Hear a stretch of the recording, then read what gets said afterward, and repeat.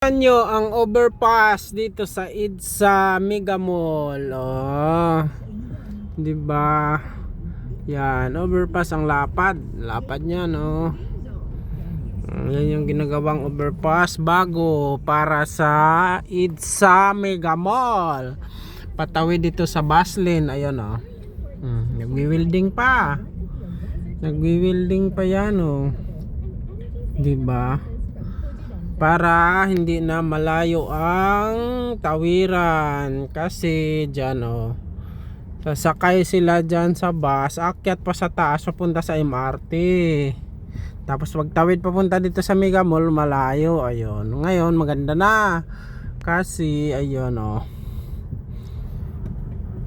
may ginagawa na overpass na ang lapad pa, diba? Ang ganda.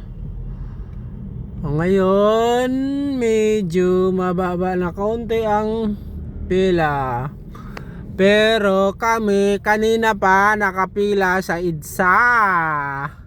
3 oras na simula BGC hanggang Mega Mall. Kawawa, sobrang traffic.